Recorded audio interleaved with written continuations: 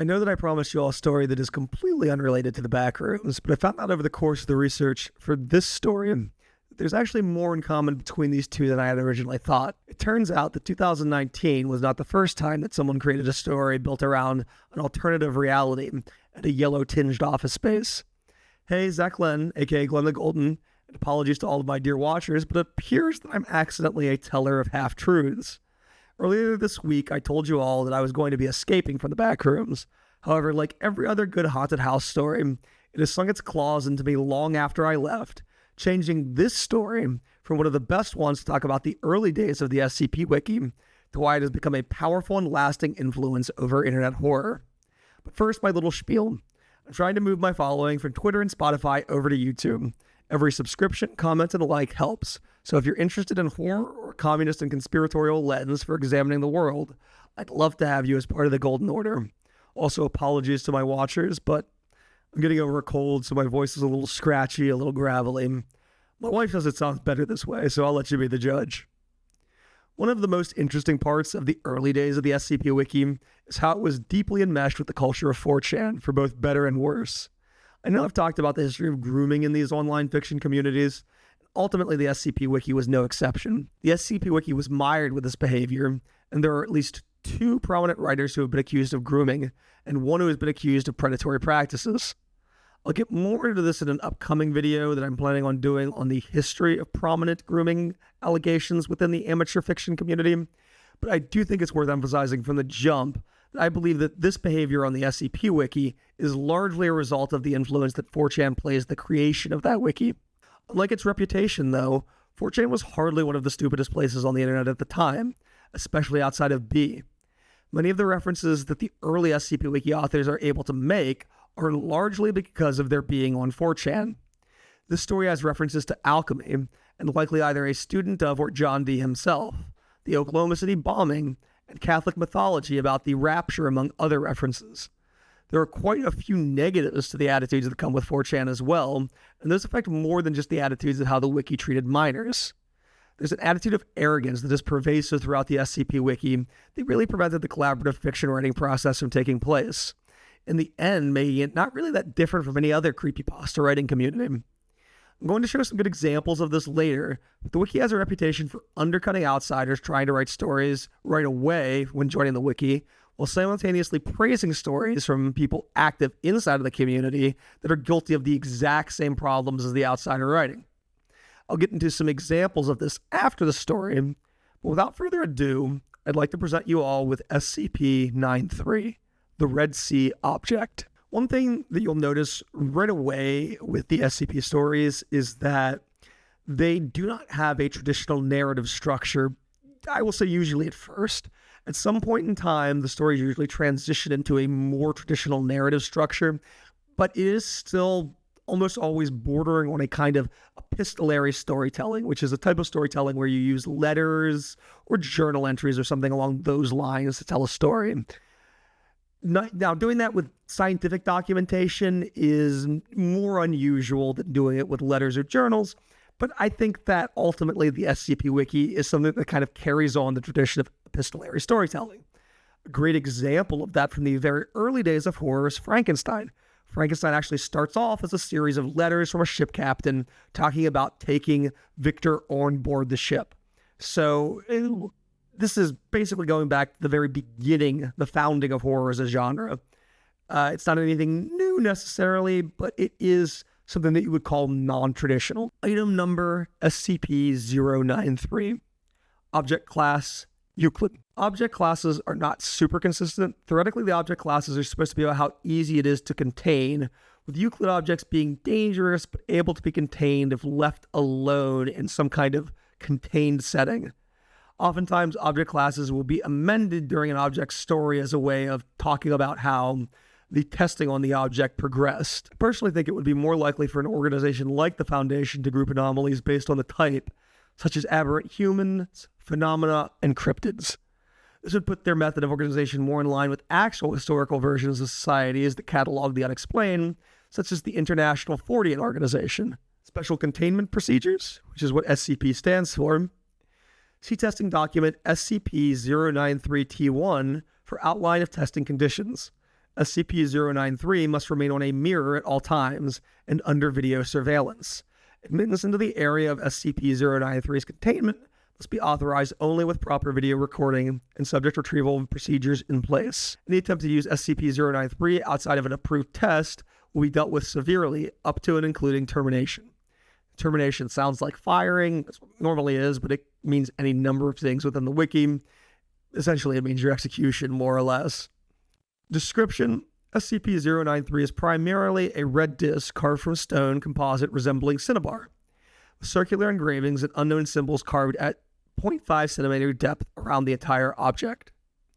I think there's a reason to believe that the story of SCP-093 is the story of an alchemist who manages to create a gateway to another world and then shapes it after a kind of medieval Christianity that he'd be likely to follow.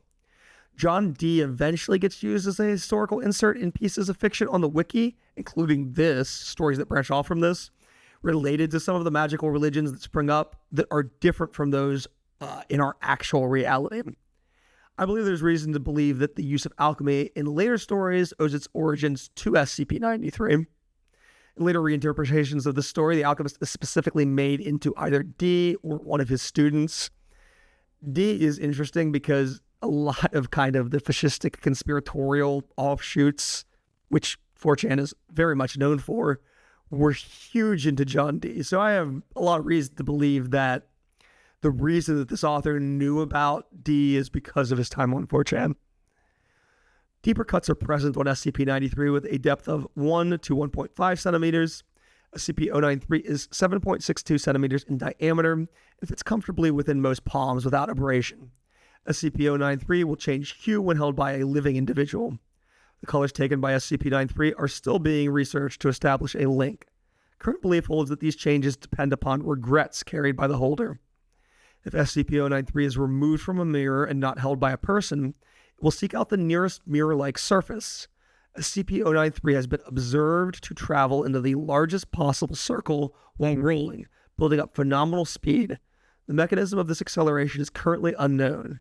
If an obstacle is between SCP-093 and the nearest mirror-like surface, it will use this momentum to punch through the obstacle and continue on its course at this speed. It will only stop when a mirror-like surface is contacted. Despite tremendous impact velocities, no damage will be dealt to SCP-093 or the mirror. Additional notes. No records exist to clarify if the nature of SCP-093's discovery or presence in the Foundation. See SCP-093-OD. Since no records exist explaining SCP-093's method of containment, a test procedure was initiated to establish why mirrors must be used to contain it. The result of SCP-093-T1 led to the discovery of living beings holding SCP-093 being able to move through mirrors and the series of tests in SCP-093-T2 to ascertain the destination reached through this travel. Original documentation, a lot of redundancies, same item, same object class, but the special containment procedures are slightly different. Item SCP-093 is to be kept on a silver-lined mirror on a 0.3 by 0.23 meter pedestal at least 1.22 meter off the ground. Floor and containment cell block blank. Object is not to be contained in areas exceeding 3.66 by 3.05 meters, nor placed on mahogany, pine, cherry, or aluminum pedestals above or below level 1 of containment cell block redacted. Objects can be handled safely, albeit gently, without consequences. Tests and consequences, therefore, involving containment conditions can be viewed in SCP-B351 of the attached report. I'm going to skip a little bit here because I think this gives you an idea right away that early SCPs were notorious for making unnecessary sacrifices in order to achieve a kind of ludonarrative for the readers. A clear narrative is sacrificed for a narrative that requires readers to piece together what is happening in the story using context clues from lab reports.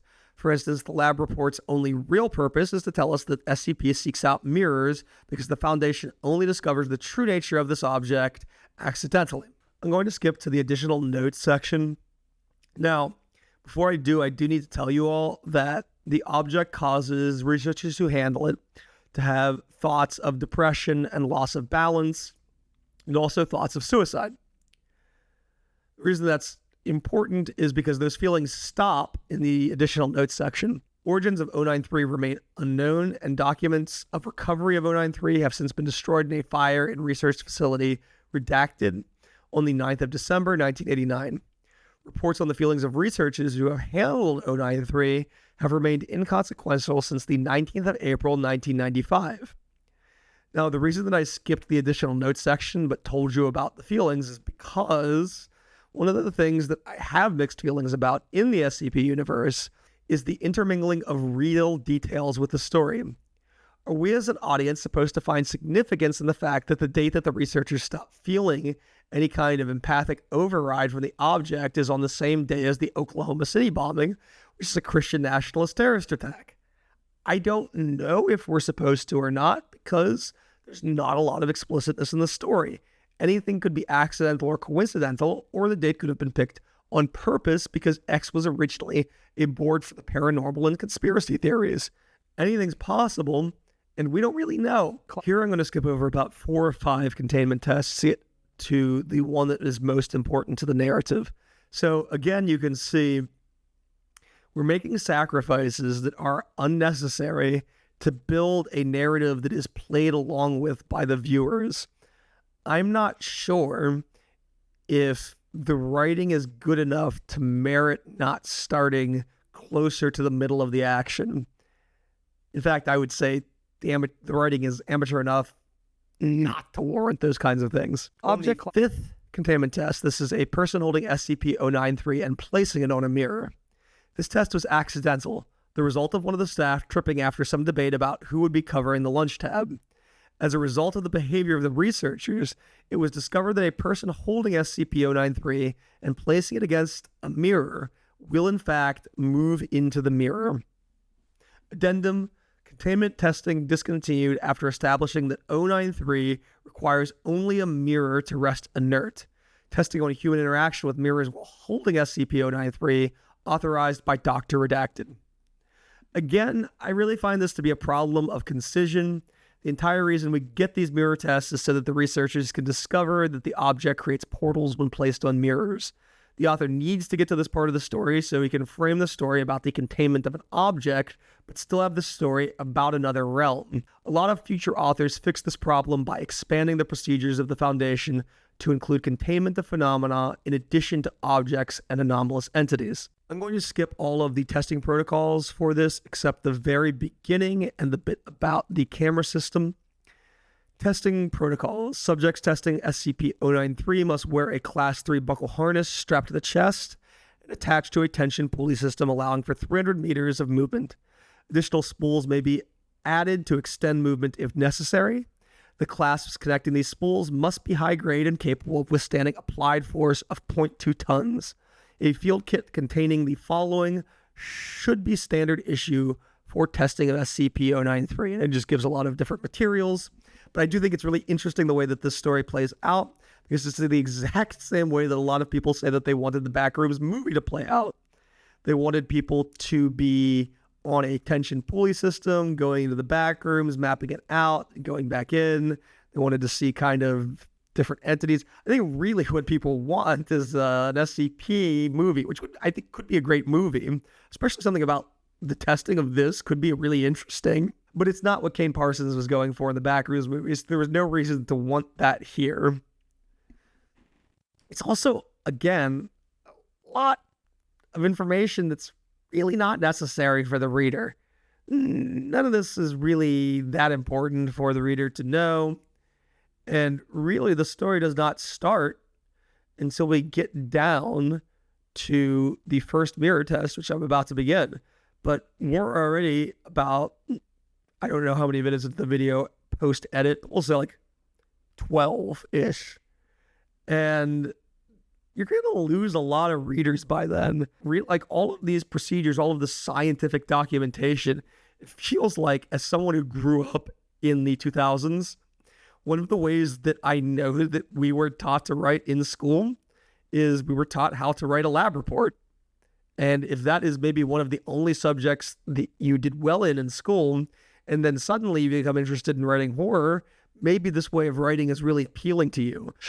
But the lesson of the early days of the SCP Wiki that people were not taking is This stuff needs to be pared down. There's way too much length here before we start to get to the narrative.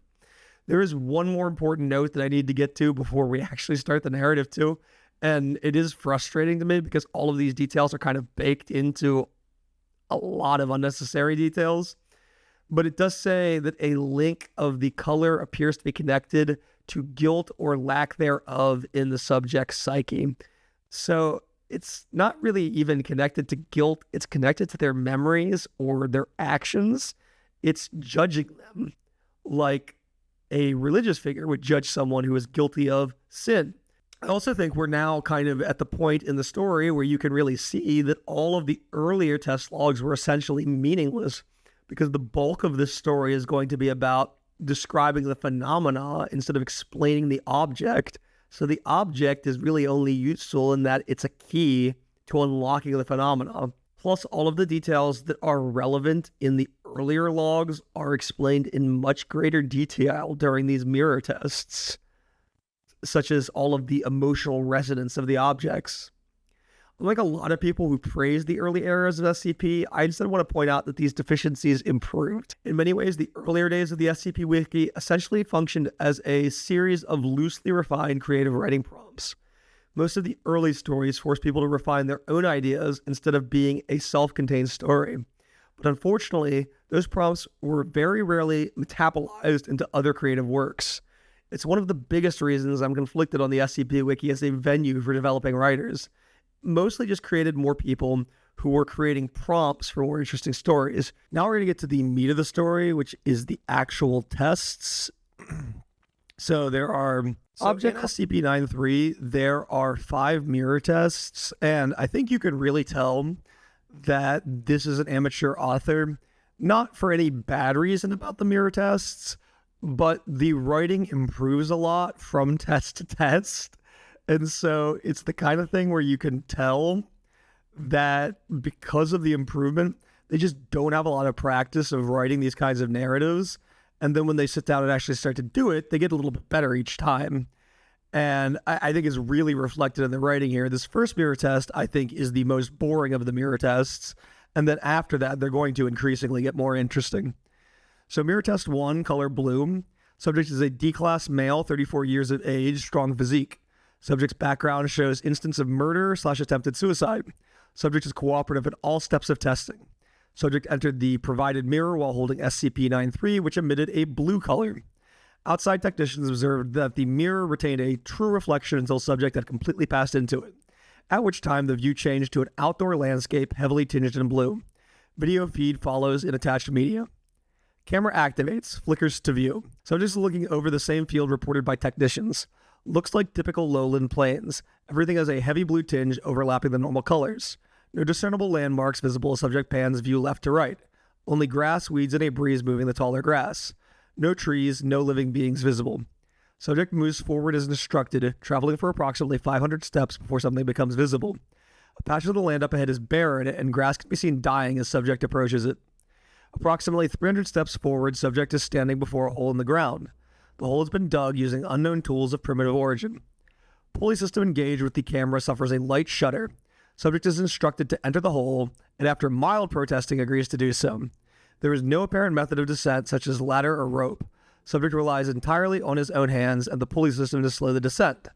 Approximately 100 meters of cable is used before a bottom is reached. Light source provided in field kit activated 50 meters down when outside sources became unreliable. Sweeping gestures of the light reveal nothing more than dirt even at the bottom of the hole. Subject moves forward with assistance of light source. Asked about the blue tinge, subject expresses confusion and says there is no such tinge from his perspective and never was. Light is visible down the passage and 150 meters of cable have been used. Out of the camera's eye, sound is recorded of the firearm being prepared. When questioned about these actions, the subject states justified precaution and moves forward. The tunnel turns from bare dirt to a concrete enclosure. Subject complains of a stench. The light source is revealed to be ceiling light fixtures, a series of which, with less than a quarter broken while the others function. A series of 6 doors, 3 to a side, span before the camera view with a 7th door visible to the end of the corridor that has been blocked by what looks like generic metal shelving debris. Debris shows signs of rusting and is typical of retail store units suggesting other human presences. Subject requests to try doors in whichever order he chooses. Subject tries first door on right, door is locked, does not open. Second door tries to open but does not budge, unlocked but blocked. Closing second door, third door is tried, same results as first.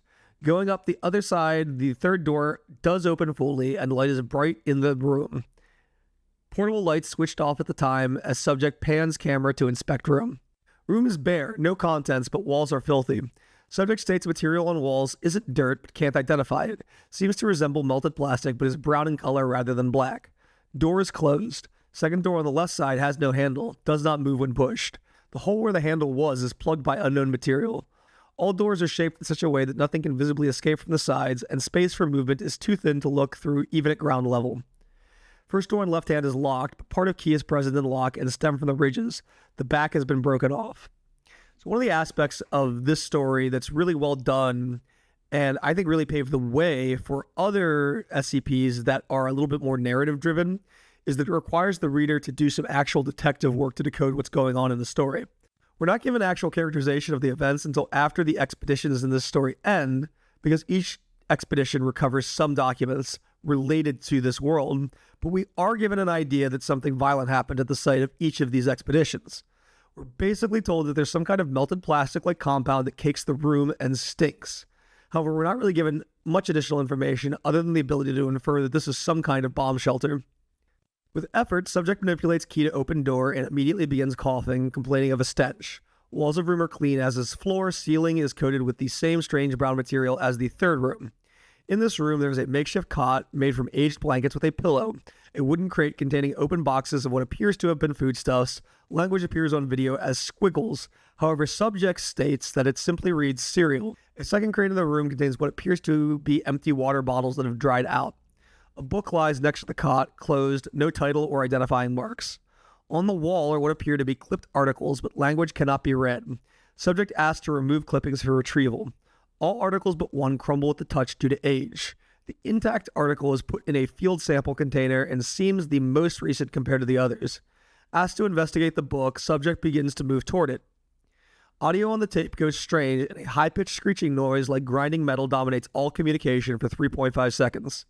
Subject has not touched the book still, and when the noise stops, subject asks Control to repeat request. Control made no requests during the time as headsets were removed.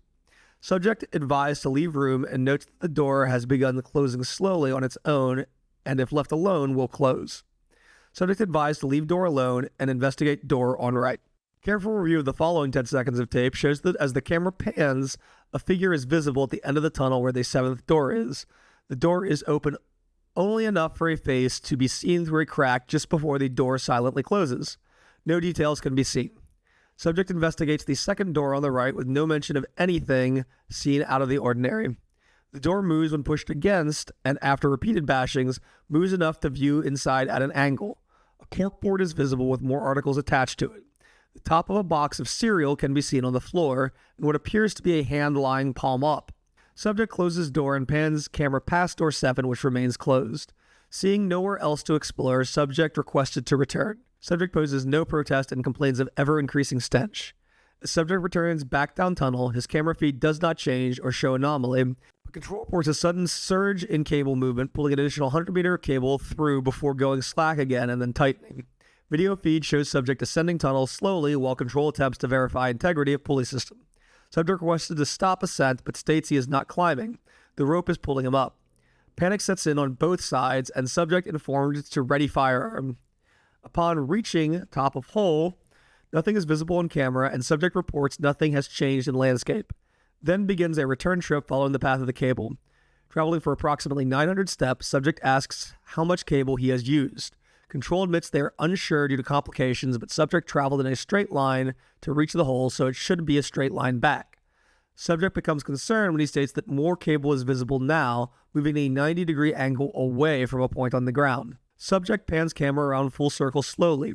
On film behind subject, a crowd of 37 countable figures stand silently.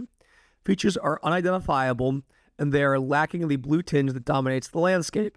Panic breaks in Control again, but subject notes only oddity as being the cable having an angled path. Subject tugs his end of the cable. It is taut and does not move. Control begins to reel in the pulley system, and slack rapidly winds. Watching the angled cable movement can be seen as grass is disturbed further down the angled portion from the reeling, and then the line vibrates as it meets resistance and emits a twang from the recoil. Subject camera pans a long length of cable, which now appears to slowly be allowing more slack before suddenly all slack is returned and pulley system begins again. Okay, so we have the first real scare of the story here. I think it comes decently late after already building suspense and kind of serves as a bit of a fake out, as there's no threat to this D-class during this investigation. I also want to point out what is a glaring weakness while I'm reading that, and that is there are huge errors in the punctuation, specifically the commas.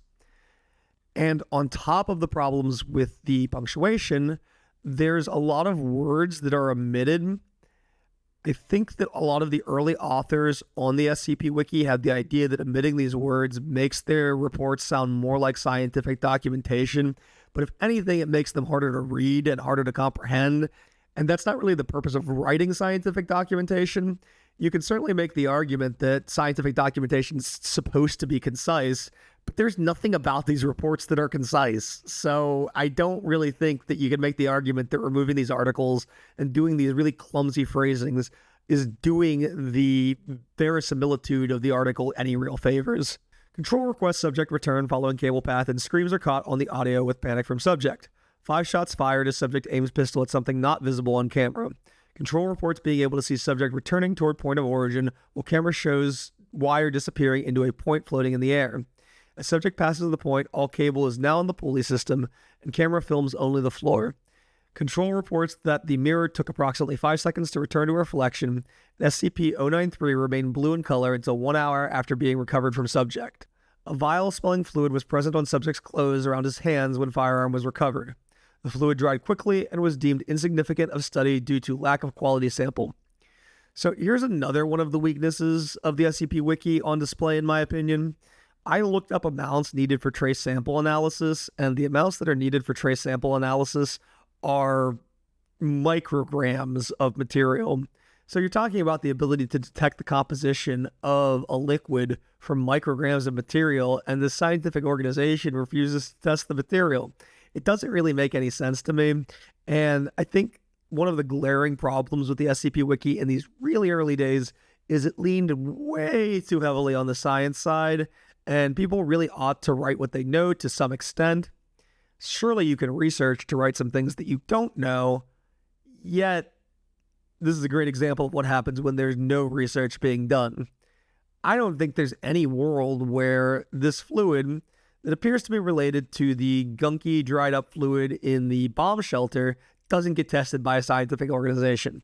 I don't care if you only recover a milliliter. You're still going to test that shit.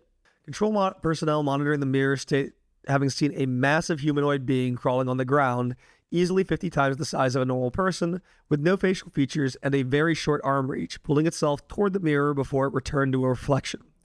Due to proximity, fine details could not be made out, but at least one observer noted that the being appeared to have been shot from the marks in the otherwise smooth, featureless face. Field test kit recovered from the subject containing a newspaper article that reads, "Data expunged," and was filed as item data expunged. So we'll get to those in the supplementals. All right, mirror test 2, color green. Subject is D-class female, 23 years of old, average physique. Subject's background shows instance of Grand Theft Auto and second-degree murder of 2 children during escape with vehicle. Subject is cooperative at all steps of testing. Subject entered the provided mirror while holding SCP-093, which emitted a green color. There's really common color theory stuff going on in this story. The first person has regrets related to their suicidality, so they have a stone that glows blue. The second character has regrets related to their greed, so that time the stone glows green. This trend doesn't really continue for the other 2 colors. While some people might think that it's kind of elementary to have this kind of color theory in a story, I think it's a really good way to start flexing your legs with theme as an amateur writer. I don't think there's anything objectionable about this at all. It's just, it's not going to win any literary awards, but I think people are aware that it's not going to win any literary awards. It can still be hugely influential for other reasons other than the quality, and it definitely does fall into that category. All right, the actual log. Camera activates, flickers to view. Subject is looking out over the same farmland reported by technicians. All greens through video feed are deeper, and green tinge overlays the normal colors of objects similar to the blue tinge in Test 1.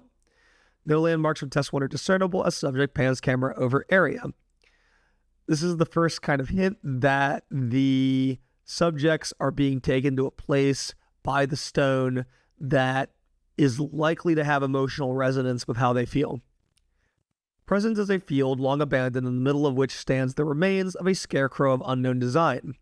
Fragments left are rotted and torn. Nothing grows in the tilled land. A farmhouse is visible to the right of the field, large 2 stories. A basement shelter entrance is visible at one end. Subject prepares her sidearm immediately and is asked by control to relax before proceeding, her heavy breathing dominating the audio feed. Subject takes a few minutes and announces that she's fine, then proceeds as directed to walk the perimeter of the farmhouse. Children's bicycles, 2, a boys and girls, lie against the farmhouse near the shelter doors. One of the doors to the shelter lies in the grass, torn from the entrance as evidenced by splintering wood. On the stairs lie clothes arranged in a descending order, shoes to shirt going down them, belonging to a boy. Subject begins screaming at control, asking if this is some sort of sick joke. This is the first time that we have characterization in the test log, so I think this is a big deal for the writing that's happening in the SCP Wiki. Control assures her they have never seen this environment either, and to please calm down. Subject takes several minutes to regain herself before continuing. It is unknown if SCP-093 is leading the subject's past with her landscape. Trust your readers more. This is obviously someone just started to take on more serious projects as an author, so I can excuse it, but you gave us the information to make the inference ourselves that she's here because children died here and she's responsible for the death of 2 children. You gave us the information that we needed. Trust us to make the guess with that information that you need us to do. This is another really good time to talk about Kane Parsons, in my opinion, which is that Kane really trusts his readers to make the inferences that he intends for them to make. Now, I think sometimes maybe he trusts his audience too much because his audience is largely pretty immature, but just him doing that makes him a much better artist. After several minutes, subject agrees to continue. Communication to subject is muted, and conversational control making commentary about subject's jittery attitude make up audio for 1.5 minutes. Communication restored as subject reaches bottom of stairs. The cellar of the farmhouse is unremarkable and typical. Several wooden shelves line the far wall containing unidentified canned substances. Broken light fixtures sway gently from support beams. Camera is panned across the basement slowly.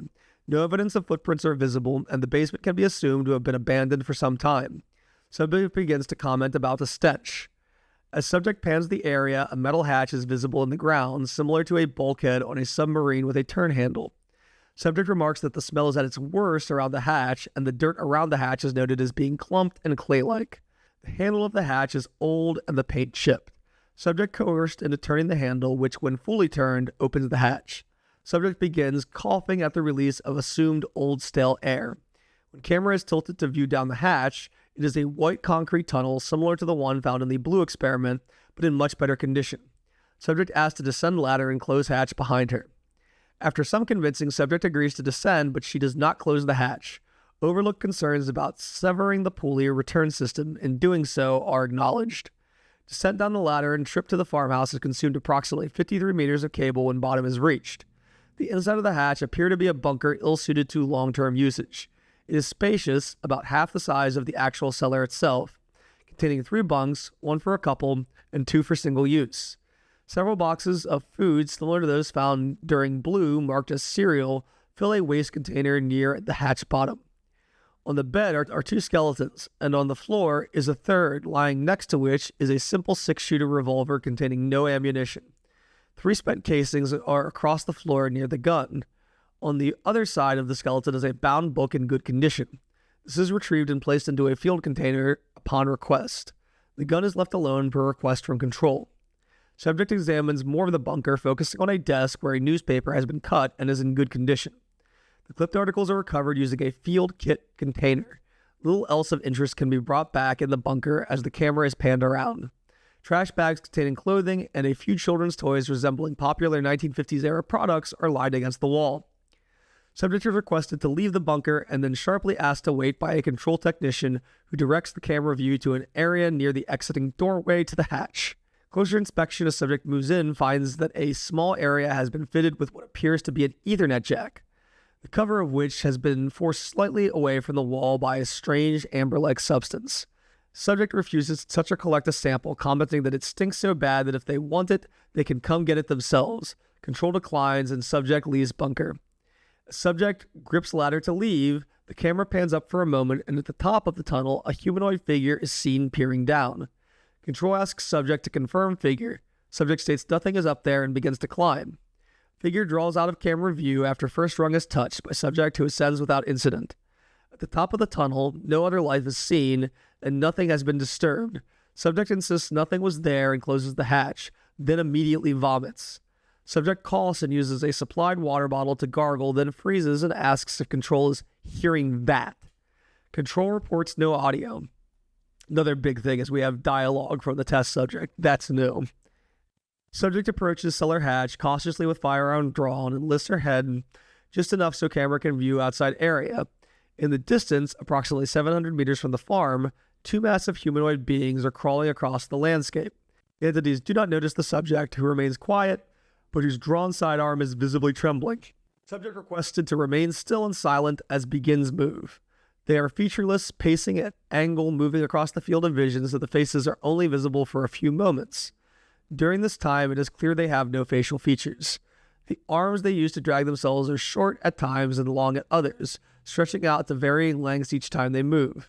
There is no rear area to the beings. All bodily design appears to end at the torso. The two creatures take approximately 10 minutes to disappear into the distance before the subject begins to panic and begs to return. Request declined. Subject instructed to enter the home from the cellar and not to leave the home under any circumstances. The first floor is entered through a hatch in the ceiling floor that opens with rusty creaks that cause subject to pause for 37 seconds before continuing upward and entering a kitchen. A heavy layer of dust coats all items in the kitchen. The refrigerator is left open. All food is spoiled. Adjacent to the kitchen is a living area that subject enters slowly. There is a recliner, a couch, and a television, all of 1950s style design. In the recliner is a laptop whose case also resembles 1950s decor and is coated in heavy dust. Opening the laptop reveals the last moments of its operating system, Faithful OS, leaving a standby mode and immediately shutting off. Laptop has no external power source and will not power back on. Asked to recover laptop, it brings the cushion of the recliner with it, the two stuck together. Subject advised to leave laptop where it is. Why? I had glossed over that last time, but I don't understand why you would okay, we have to take a single couch. We have to take a single couch cushion that the laptop is attached to. That's not a huge problem. Even if it's going to make it hard for this D-class to climb, you could always just use the winch that she's attached to. There's really no reason to not take the laptop.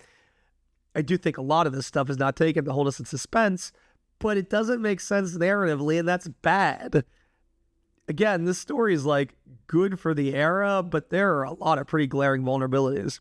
I do want to mention something kind of cool though.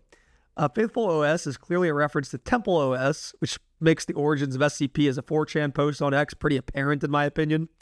The guy who founded Temple OS was a paranoid schizophrenic named Terry Davis, who was suspicious of the CIA infiltrating and stalking people associated with online spaces, so he was right about at least one thing. Davis is known for throwing the N-word around a lot. I have seen psychologists say that he was probably not racist, and this is an example of the antisocial affect that can come with extreme cases of paranoid schizophrenia. I'll leave that up to folks. I do think when someone has a very obvious mental illness, like this guy thought that God was talking to him, and that is why he created his operating system, I think it's probably safe to say that when they're acting racistly towards other people, the intent of prejudice is not necessarily present, but the intent of antisocial behavior is definitely present. So I do think I do agree with that psychologist that it's an example of an antisocial affect within paranoid schizophrenia.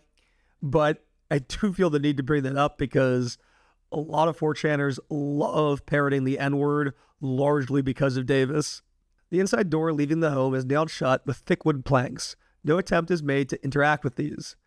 Camera view pans to a staircase leading upstairs. Subject ascends the stairs without being asked, and the stairs remain silent to control surprise. When subject reaches top of stairs, a hallway with 2 doors is viewed, one on each side, and at the end of the hall, a dumbwaiter is inlaid into the wall. Subject opens door on left on her own, which opens to a master bedroom. The bed is neatly made, but the wardrobe next to it is thrown open and clothes are everywhere on the floor. Subject finds laid out on the bed several pieces of jewelry and is informed to leave them. Subject begins to protest, then comments they stink and leaves them alone, promptly leaving room.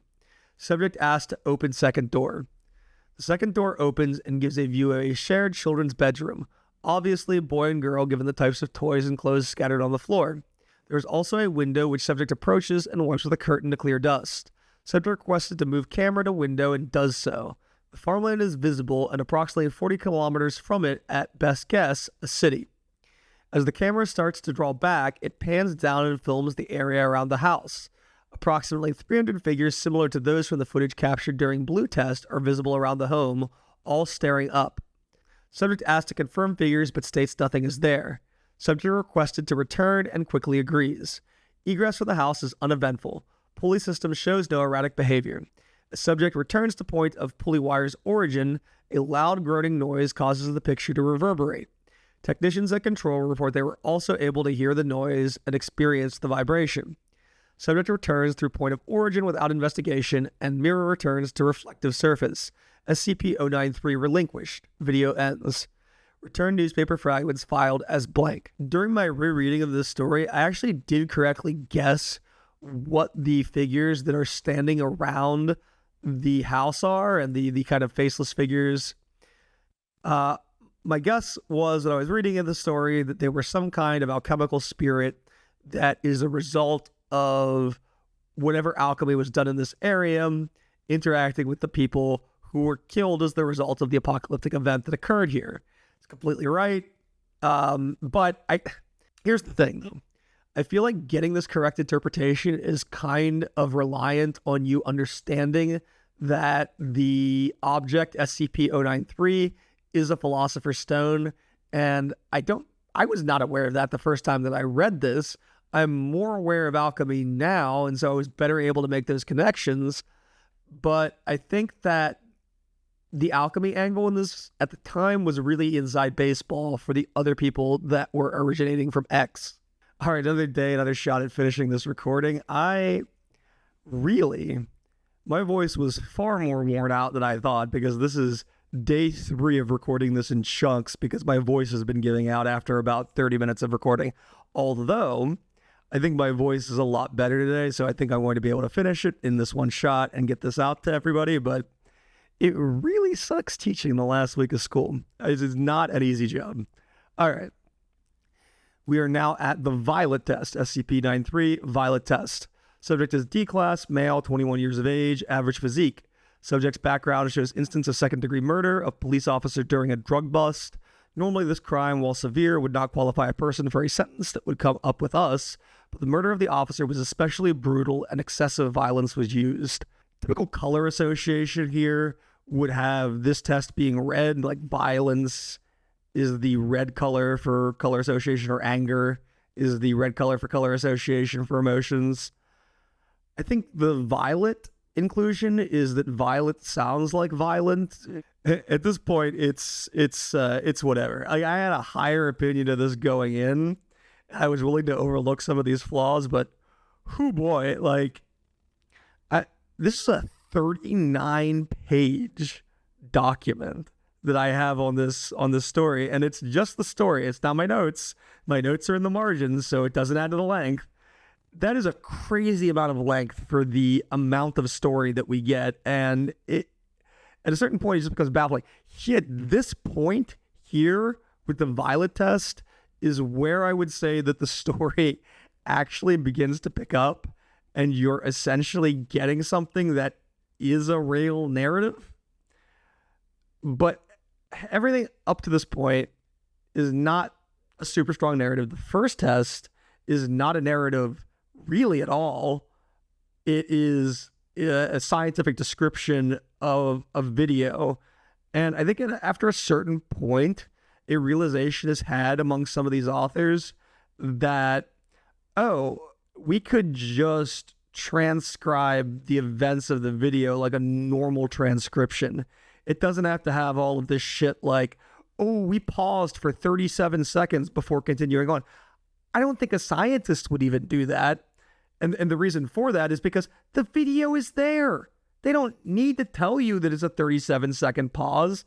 The 37-second pause is going to be in the video that you're watching that's transcribed. I don't get it. I think that when SCP-093 came out, that the scientific documentation aspect was so glommed onto by the people that ended up forming the SCP Wiki that there really wasn't a lot of care for the other aspects that goes into crafting a story.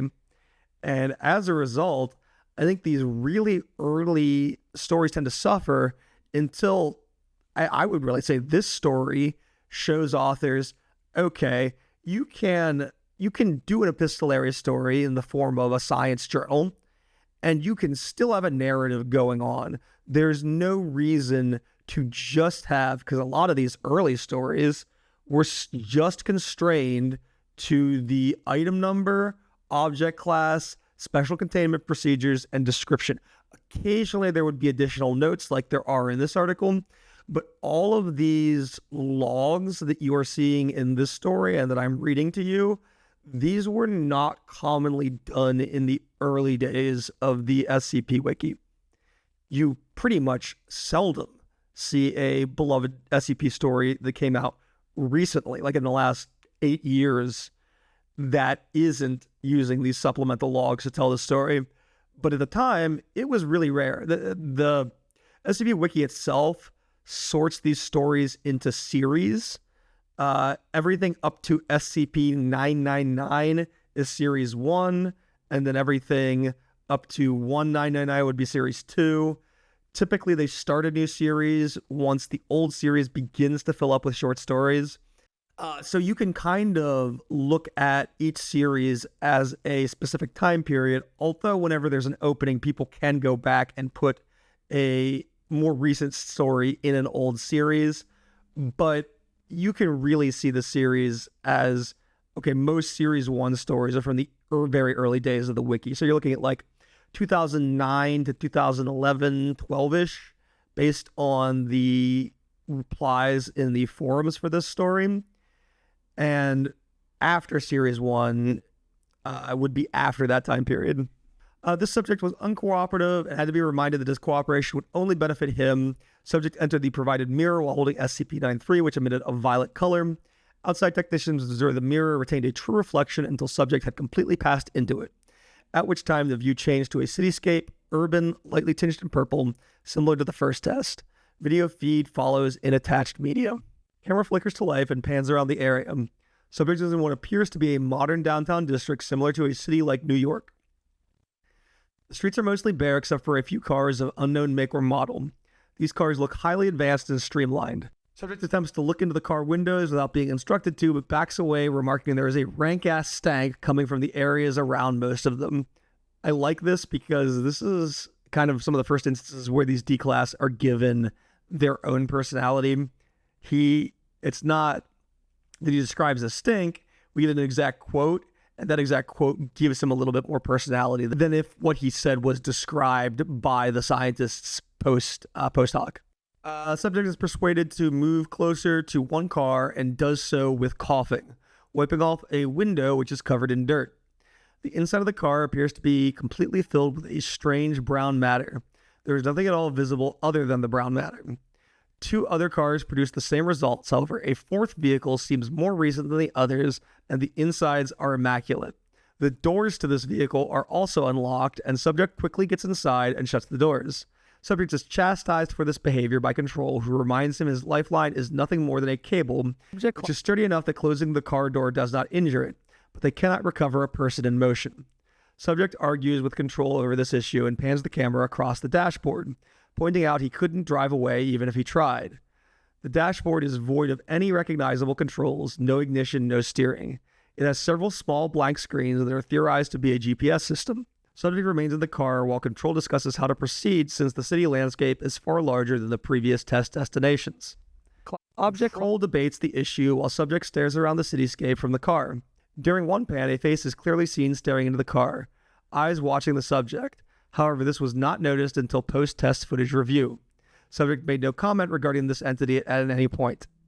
Control shortly after informs Subject to remain where he is, and an escort team is dispatched through the mirror to join him. A team of 4 armed personnel is sent through the mirror and proceeds to Subject's location.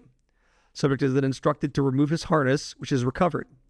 This Subject's video feed then ends and is replaced by a wireless unit used by the escort team. The video quality on this unit is subject to more interference, but in order to mark the mirror exit, a receiver system is placed to the mirror. Subject leaves a car and now travels with the escort team. Given the myriad of possible options, they are instructed to simply move to the closest building and attempt to enter it.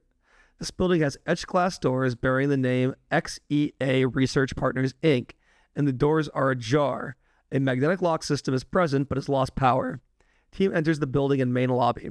The area resembles a stereotypical corporate lobby. There is a C-shaped receptionist desk with a chair pushed far from it as if it was left in a hurry. A PC terminal is at the desk as well. Team approaches the desk and the camera bearer is instructed to examine the PC. The unit does appear to have power and Faithful OS appears on the screen requesting a login and password. A keyboard is present but is remarkably slim with touch-sensitive keys rather than press-down keys. After one failed attempt, the lock screen replies that maximum attempts have been exceeded and the PC turns off. No actual tower or power button can be located, so team moves forward.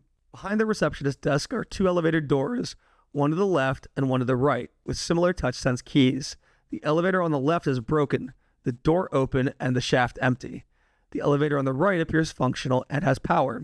Without a clear destination, the team is instructed to proceed to the highest floor to get a lay of the city. All floors appear to be accessible, with the highest being 114.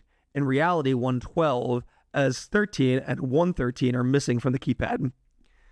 Based on the references to alchemy that are implied to be John Dee, and the usage of 13 and 113 as unlucky numbers, a tradition that is rooted in Christianity due to Good Friday and the execution of the Knights Templar, I think it's safe to assume the author has a grasp on Christian mysticism that they've effectively utilized in the story. And you're going to see a little bit more of that later because there's some references to the rapture as well. So this, in my opinion, is a really good example of what could be pulled from 4chan by these early SCP wiki authors. Now, as I finish the story, we're going to get to the attitudes of 4chan, which they carried on. And I think it really ultimately harmed a lot of these early authors because they weren't writing up to their ability. This is a good first short story, or second or whatever. It's very early in this person's writing career, and you can tell.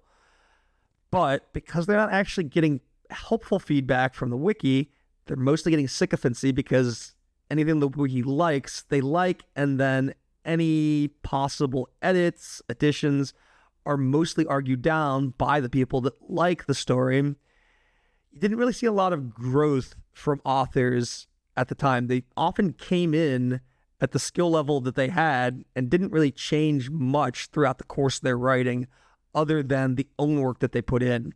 It's not the work of the community. I think a great example of that is DJ Cactus comes in writing pretty strong and only improves over time, but it's not really because of the feedback that he's getting from the SCP Wiki. It's because he already came in as a strong writer and wanted to improve. So I guess my real point here is there's a sense of community on the wiki, but it's not really a writer's workshop. It's just kind of a fiction enjoyer's community. It's a fan wiki. And it doesn't really, even though I think a lot of people tend to remember it as being more than a fan wiki, as being a collection of authors that are interested in their craft, I'll be honest, I don't think this story is as good as Abandoned by Disney.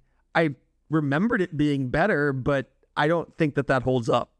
Journey up the elevator is uneventful during this time. The elevator does appear to take longer as it passes by 13 and then 113, suggesting that entire floor was built and nothing put on it. At 114, the doors open and team enters a large lounge-type area. There are many couches with dust on them. A widescreen, apparently LCD TV of approximately 60 plus inches in size dominates the wall in front of them with no power. A series of windows are open, allowing in sunlight at the far end, to which the team proceeds and angles the camera outside. I feel like what is going on here is an emphasis on an urban-rural divide that is like, this is true to life, but it's exaggerated. The standard of living for the people that are in the city is significantly higher than the people that are in the countryside. The people in the countryside are still playing with toys that aesthetically belong in the 50s, but the cityscape is very futuristic looking. I'm a little iffy on this because the earlier detail of being in the 50s feels very inspired by Fallout. But in Fallout, there is a uniformity to the technology within the universe that's not present in SCP-093. And I think a word of caution to authors, if you're going to take inspiration from another piece of fiction, you really need to understand why that piece of fiction works effectively. And I don't think there was a great understanding of why the 50s aesthetic works in Fallout. It works because it's a uniform. If we have this kind of really futuristic Jetsons-esque city going on in the urban environment, and then we have a kind of retro Fallout aesthetic in the farms, I don't think that the Fallout aesthetic works quite as well in this story as it does in Fallout. The view of the city is astonishing. The building is one of the tallest visible, but certainly not alone in its stature. The city below is gray and silent, no evidence of life at this altitude. Some buildings in the city have a strange brown growth that appears to have been splashed against them as if a gelatinous mass was flung and then seeped down before hardening. Other buildings have floors where the glass has been shattered, and the same brown surface is seeping out the edges. One member of the team calls the camera bearer to the windows on the other side. From the other side of the building, the city edges can be seen. Attention is pointed toward an expressway that encircles the city, upon which crawls another of the large half-body humanoids, dragging itself with its elastic arms as witnessed in previous tests. It travels the highway, then moves out of sight. Then, the team returns to the elevator and notes that a button has already been activated from floor 74. No one has approached the elevator, so the team agrees to travel to the floor. On the 74th floor, the doors open and reveal a waiting area to what happens to be a doctor's office. At the reception desk, there is a sign-in sheet with a series of names and dates. The dates on the sign-in sheet all carry the year of 1953. A PC at the receptionist area is on and functioning at a user desktop. The background for the PC is a large set of praying hands with the word Faithful OS under them. On the desktop are a series of folders with years on them, containing files that, when clicked, using the center button of the mouse, open to a word viewer. All files appear to be appointment information. On the desk is a notepad titled From the Desk of Dr. Borisky, Blessed Purificationist. The door to the doctor's area is sketched with the same name and title as well as a crucifix. Opening the door leads to a white, dust-free hallway that has 2 examination rooms and a key-coded door at the end. The examination rooms are unremarkable and typical of any doctor's office. All medicine cabinets are empty. A small amount of C4 is placed at the lock to the key-coded door at the request of control and then blown, forcing the door open. The area it opens to is much larger than the reception area itself and seems to contain a series of large containment capsules. There are a total of 6 of these capsules. 2 are broken, and a brownish amber material coats the floor coming from them. 1 is empty. The last 3 have new humans floating in them with breathing masks. Attached to the front of these tubes are medical charts showing vital signs and conditions. For symptoms, the charts explain in somewhat awkward English ailments that seem more like flaws of personality or character, or just incidents that have occurred with the patient. The purification doctors here are essentially filling the role of lobotomies for behavior modification that was happening about as late as the mid-1950s, so it does line up with the attitudes of our real-life 1950s. They're just doing it in a much more high-tech way. They're using some kind of drug to brainwash these people instead of just lobotomizing them to make them passive, but it's effectively the same thing. Control asks for a zoom in of one of the patient's pages on the chart. After focusing, it reads, Citizen Jennifer McZurka did suffer a lapse of the heart that did lead her to lay with her neighbor twice upon nights of her husband's departure from their home. Patient did submit herself into the Lord's and our hands for cleansing of mind and body. Prayer administered by High Father Uwalikin, and patient submitted to a 3-day period in the Lord's tears to cleanse her system, then released in good spirits. The topmost page reads Citizen Alberius Pharophon, struck out at a high father during a sermon, blaspheming that the Lord's tears did turn his daughter to be unright in mind and heart, thusly laying blame for her whorish activities at the feet of the high father and his blessing. With no proof of these blasphemies, the forgiving judge and the punishing judge did agree that Alberius Pharophon should bathe in the Lord's tears himself for a week to be cleansed of mind and soul, thus to prove his daughter's ways are fault of not the father's hands, and to give him peace of self. Subject who had been traveling quietly with the escort team now begins to panic. The camera pans to focus on him, and he's surrounded by entities similar to those witnessed in the first two tests. Escort team reports on that subject is having a panic attack, but Control requests them to stand still and wait. Subject screams at the entities, which are denied to exist by Team Commander, stating Subject is alone in the corner. Control requests that one team member be dispatched to approach and recover the subject. The escort team member approaches the subject as ordered. On the video, the figures part to make a pathway for the approaching member who lifts Subject to his feet and brings him out of the corner. Figures on video are then seen closing ranks to close the path.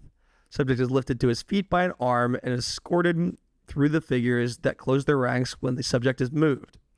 They remain steadfastly staring at the subject no matter where he moves to. Control requests the team to return now. Team turns to leave. Before leaving, a team member mentions something noticed at the reception desk, a binder labeled The Lord's Tears. Control requests binder be returned as well, and it is stowed into Subject's field kit. The team returns to the elevator and returns to the ground floor. Upon leaving the building, Subject points down the street toward direction of entry point. The camera pans to a section of raised expressway across which one of the large torsos is crawling slowly. The entity turns its featureless head to look at the escort team, raises its head to the sky, and emits a bellowing sound. Team leader issues the order to move, heading for the spot marked by the wireless video receiver. The creature on the expressway extends an arm down that stretches to touch the ground before the camera moves to the port. All team members, save one, move through entry point.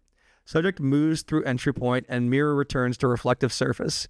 SCP-093 is dropped by Subject, who panics and tries to fight his way out of the room. Subject is terminated by team leader after he draws the field kit pistol. Team leader requests portal be reopened, but it takes several minutes to find someone who could hold SCP-93 and generate a similar color. When a matching color is displayed and applied to the mirror, the video receiver is visible, and all individuals report a horrific smell. Team leader moves through the entryway with control person redacted. The uniform and possessions of the escort team member who was left behind are present and recovered, but the member himself is nowhere to be seen and does not respond to shouts. Member assumed killed in action, and wireless receiver recovered. Control and escort return through the entry point, and mirror returns to reflective surface. What I think is really interesting here is we're getting another piece of Christian mysticism reflected in the story here. This time, the idea that if someone is raptured, they're raptured without their clothing. So when these creatures kill people, that leaves their clothing behind because they can only eat organic material. But some clothing is organic too. So I don't think that the wiki or the scientists are necessarily a reliable source here. I think what is instead happening is literally they are being raptured. And then what you're seeing as ghosts are actually the spirits of those who are killed by these creatures. Later review of the recovered camera shows escort member redacted grasping at the air whose entry point should be, and then turning to look up at the oversized torso. A brown gel seems to drip off the creature as it moves that disappears shortly after being dislodged as if evaporating. The brown gel is both what is being used to treat the patients for their behaviors that clash with the strict religious dystopia, and also what caused the apocalyptic event that preceded the arrival of the Foundation, transforming these patients into the monstrosities that are lumbering around the world. I think that's pretty apparent, but it doesn't explicitly tell you that yet. It's going to tell you that explicitly eventually, and yet I think, again, this is an example of where the audience can probably infer that the people in the tanks, their behaviors are being affected. It's going to mutate them into these creatures. Again, it's an example of having faith in your audience. Several shots are fired at the creature's face with an automatic weapon carried by Redacted. That landed the face of the creature, causing a spray of less viscous brown liquid to pour forth from the wounds. Redacted screams obscenities as the face of the creature descends upon him, and the camera is pushed to the ground. Camera remains dark for approximately 65 seconds before light comes back and the camera films the creature crawling back to the expressway and pulling itself onto it, then crawling in the direction it was originally headed. Redacted believed to have been absorbed by the creature and perhaps digested. This may have been an example of how these unknown entities feed by direct contact with living material. Further study is recommended to be avoided on this issue. The phrasing here is a little clunky and could be improved, but I think further study is recommended to be avoided on this issue is a lot better than the scientific language that they use to confirm the implication that test subjects are being transported to scenes that are going to resonate with them psychologically. Here we actually get a little bit of irony, and in my mind, that's a lot better than simply confirming the inference that you want your audience to be making. Moving on to the penultimate, second to last, mirror test, the yellow test. This is the one that has a few interesting implications to me as someone who had just come out of the back rooms, but I'll get onto that here in a minute. D-class subjects no longer authorized for testing. Testing focus has been shifted to data collection after analyzing the articles brought back from previous 3 tests to better understand the fate of the world accessed by SCP-093, determine if safeguards or practices are required for our own world. Analysis of the brown fluid on the clothing of the lost escort team member Redacted has been filed with other recovered articles. Dr. Redacted has volunteered for this test, as out of the possible candidates, he was able to cause SCP-093 to undergo a new color change. There is no evidence in Dr. Blank's background of any illegal or criminal behavior, nor of any psychological problems. When presented to the mirror, the view changed to that of a cubicle office environment. I actually just developed a theory for why the mirror glows yellow and why he's transported to an office on this second read-through of the story, and that is that someone who works for the Foundation, their biggest regrets are likely to be not getting a normal job. So I think that this is another example of pretty strong writing in this article. It's certainly, this idea thematically is stronger than a lot of the other ideas thematically in this article, other than the Christian mysticism stuff. That stuff is really strong in here. For this test, Dr. Redacted co-opted to use the wireless video system and forego the pulley return system, stating he was confident he would be safe as none of the torso creatures had been witnessed within a building where the mirror's destination showed. Video feed commences after Dr. Redacted has crossed the mirror. As with prior tests, SCP-093's current color, yellow, tinges all video material. Another point that I could make here is that normally they don't redact doctors' names, but because the mirror glowing gives psychological information about the doctor, it'd be a reason that it could possibly be redacted, even though they don't normally do that for doctors. So, food for thought. Camera flickers to life and pans around a series of plain white cubicle constructs. Before we get into this test, I think it's really interesting that this SCP that involves exploring an alternate reality, there's people going into this space with video equipment and a cable, is tinged yellow when that character happens to be in an office space. Obviously, there's like no direct connection to the back rooms, but both of those things did originate on 4chan, which I think is kind of interesting. And you're going to see in a second that this space is not actually colored yellow, but is instead only tinged yellow on the video feed. So that's already something that's dissimilar from the backrooms, but I do think it's interesting that we get a yellow tinged office space appearing from 2 stories that started on 4chan. Don't really know what that says about yellow tinged office spaces, but it certainly says something. Camera flickers to life and pans across a series of plain white cubicle constructs. Approximately 30 are visible. At the far end, from the point of entry, is an office module built into the wall with frosted glass walls and a glass door. Dr. Redacted approaches this door and investigates the etched writing on it. Senior Manager Stanley Millimitz. The door is unlocked. Dr. Redacted enters the office and examines the desk. A coffee cup is on the desk, a dark brown stain covering half of the inside as the liquid evaporated. There is a donut on a plate which Dr. Redacted picks up and lobs at a wall. On impact, it thumps like a rock and falls. A file cabinet in the corner of the room draws Dr. Redacted's attention, and he goes through each shelf one at a time, stopping in the second drawer and taking out a file, then going back to the first and taking out 2 others. Continuing to the third and fourth drawers, he withdraws 4 additional files and spreads them all out on the desk.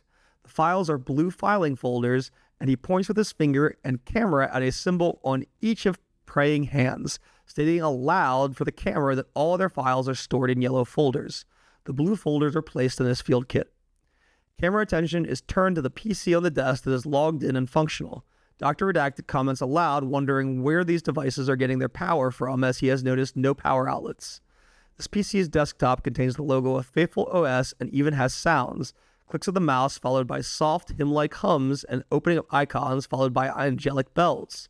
The PC fails to yield any useful information to Dr. Redacted, who abandons it and leaves the office. Approaching the other end of the office floor, Dr. Redacted presses a button on the wall for the elevator and enters, finding he's on the 34th floor of a building, having an unusual number scheme. The keypad layout goes from -115 to 115 and includes all floors. Before pressing a button, Dr. Redacted requests that the wireless video transponder be moved to the elevator and replaced with a construction cone to mark the entry point. A second transponder unit is placed outside the elevator, and Control is instructed to recover the second unit and seal the test chamber should something happen to him. Then, when all is arranged, he presses the button for floor -115.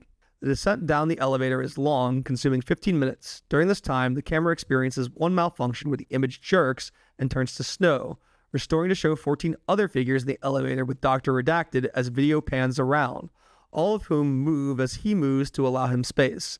They remain for 35 seconds, then the camera flickers to snow and returns.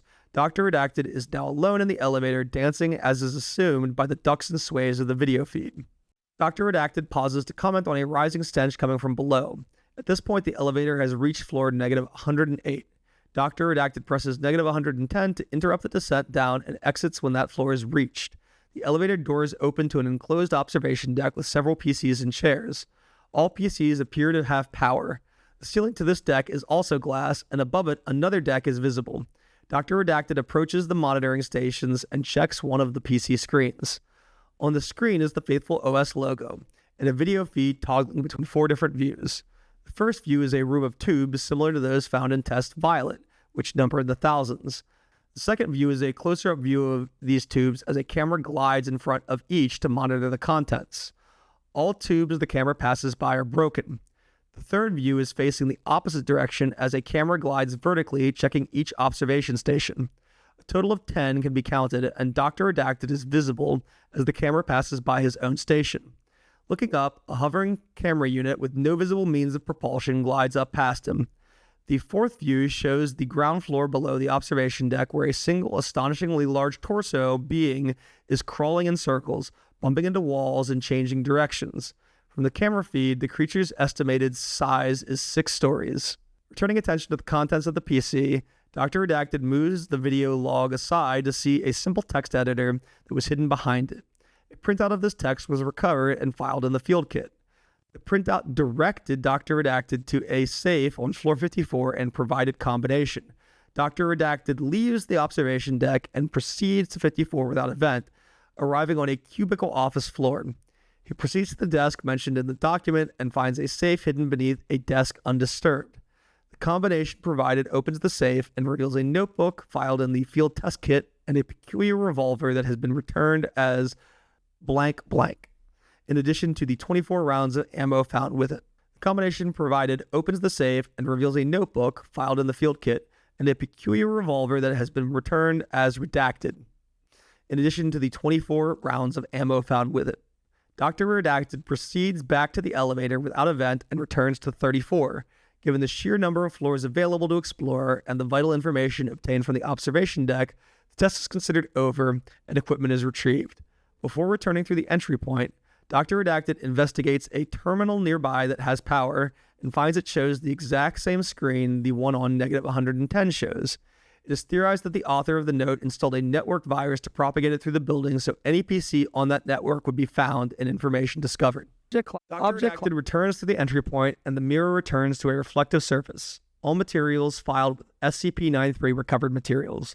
Analysis of redacted item number and the ammunition for it postponed for reason that it would require deconstruction of one of the rounds and they may be beneficial until testing of SCP-093 is resolved.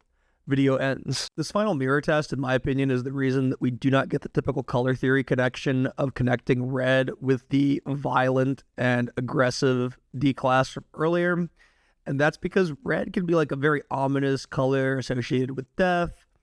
And so we're instead using the red color for the ultimate test instead of using it just for the association with violence. SCP-093 distributed among staff until a new color could be generated by contact with it. Service Technician Redacted was able to cause SCP-093 to take on a fierce red hue and glow much brighter than the object's normal color. Redacted agreed to assist with a test of SCP-093. Per Dr. Redacted's request, the redacted item number, which is the revolver, has been given to the technician. What is the purpose of a redaction when we can tell what is redacted by reading the entire document? They would never, well, I don't want to say never because it does happen sometimes, but the idea that you would redact something at one point and then leave it open to be inferred what is being redacted, well, this does happen amongst researchers for government documents. I think that if you're writing a fictional government document, you might as well make it perfect. And when the government allows you to infer what is going on, it's because they messed up. So if you want us to be able to infer what is being brought on, even though it's redacted, you might as well just tell us. There's no reason not to. Technician Redacted enters the mirror and video capture begins. Video flickers to life, and Technician Redacted, known hereafter as Subject, is viewing a large, and you will get to why that is later, is viewing a large cylindrical pillar that is rotating on its own. Object is of unknown height and appears to be 1.8 meters in width. Holes are distributed throughout the object at seemingly random intervals. On occasion, a beam of white light is emitted from these holes.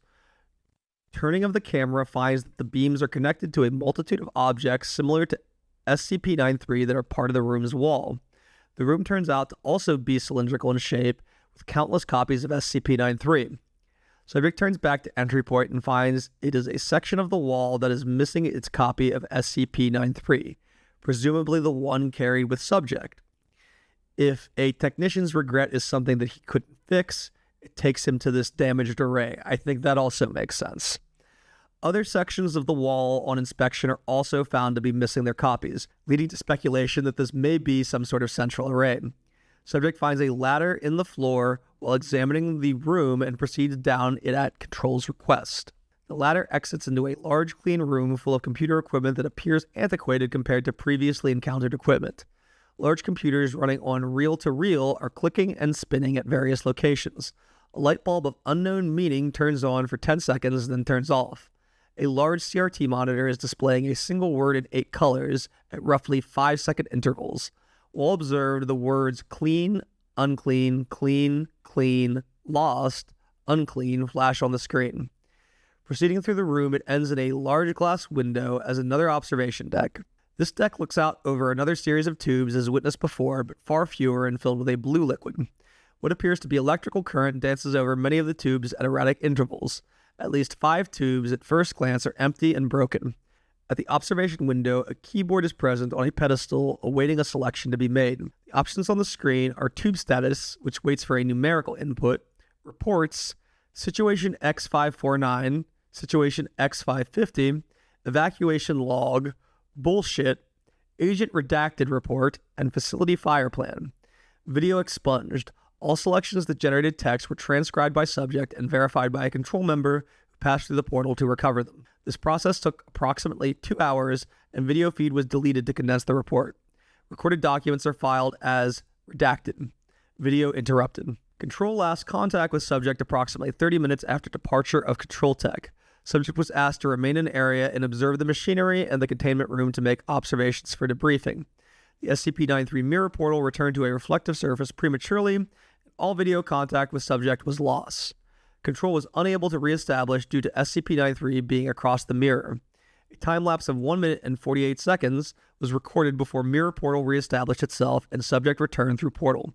Subject appeared to be in good health and condition despite the time lost, but spoke little.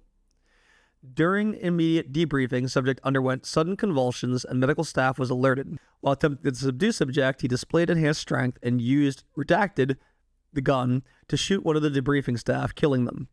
Guards shoot Subject once with a sidearm in the heart and once in the chest, but Subject did not fall. All staff evacuated the room and a second shot was fired by Subject, which missed. A more heavily armed team entered debriefing room and used automatic weapons to dispatch Subject. Reports confirmed that subject did not bleed when shot, but instead leaked a green-brown substance that seemed to be a mix of solution observed in some containment tubes and the material recovered during Test 3. This brings to mind what I said earlier about trusting your reader, but also what I said about my primary problem with the SCP Wiki in the early days when I tried to tell a story being a lack of concision. By giving readers even more information, there's really no additional clarity. We already kind of knew that the subjects in the tube were leading to the giant humanoid creatures. The only real additional information that we get from this last log is that there was someone who was actively creating all of these inventions for use in the society, but all of those pieces of information are better clarified in the supplemental logs anyways. So I don't really love this log. I almost wish that the supplemental materials that are recovered in this log were just recovered in the previous test, because I don't think we really gain too much from here other than the idea that there are many, many SCP-093 instances.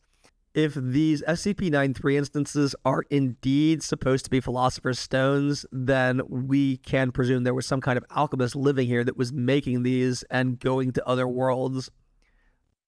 So we get a little bit of information, but ultimately not that much. You can tell that the supplemental logs, which we're about to go over, were written last chronologically by the author, because it really feels like they were able to take the lessons in a non-traditional form of epistolary storytelling, which is the SCP Wiki, and apply it to more traditional forms of epistolary storytelling, which are newspaper articles, diary entries, and things of that nature. So this, to me, is the strongest part of the story, and sadly, it only shows up in the last 12 pages. All documents contained in this file are Class 4 clearance, requiring 2 signed approvals to access. Any employee reading past this point who does not have proper classifications should consider themselves to be terminated from employment and now subject to disciplinary actions up to and including forced administration of Class A amnestic, immediate transfer to Keter class security, and death. Blue test, newspaper article 1. Only one item could be recovered from our initial test, and that was a newspaper clipping found attached to a corkboard in an abandoned bunker. Most of the articles were in a state of decay, but one was firm enough for recovery. Most Holy Father announces progress, unclean being cleansed. A rare public address directly from the Most Holy Father of the United Lands of the Sun has declared that the blessed militia has driven back many of the unclean who are skulking our lands now. New Rome, our capital, has been purged of the unclean, and citizens are encouraged to come back to their homes. Citizens who live in the surrounding countryside should not return to their farms, as the unclean still roam the fields and plains around our glorious city and continue to grow in size. The blessed militia has developed new weapons which have proven capable of punishing the unclean and driving them back into the unfertile lands. Construction has begun of a system to permanently close the unfertile lands off from our blessed lands in each affected area once all the unclean have been driven away. The Most Holy requests that all citizens of our united lands bow in prayer and offer tithe to recognize the sacrifices of our blessed militia in these troubled times. Reports have been coming that falsely accuse the blessed militia of having committed sin against the citizens whose homes they are inhabiting as they travel bravely through contaminated lands. The Most Holy would like to remind the people that blasphemy against any who wear his mark is the most grave of sin, and unfounded accusations will be punished accordingly. We should work to support he and his men however possible, just as they lay down their lives for us, the sinful rebels who... And then it would probably be continued on a turnover page, because that's what most newspapers do, but because this is just a clipping, we don't have the turnover page. There's a lot of reveals in this first supplemental page. So we're having someone who's being characterized as a kind of Christo-fascist, like a Christian fascist dictator of the land. The unclean ones are presumably the giant abominations roaming this world. Interestingly, we now know that because the punishment of those who blaspheme against the Most Holy are to be put in these tanks, to be brainwashed, they are effectively creating the problem for themselves, making it a pretty solid grasp on dystopian principles. Each bit of totalitarianism that the Most Holy Father uses causes more rebels, which puts more people in tanks, which causes more unclean ones. The logic in the story has a very interesting flow for an amateur author. Next is the green test. The green test is 4 article clippings and a diary. Our second test recovered many materials that help to establish a sequence of events for this alternate world.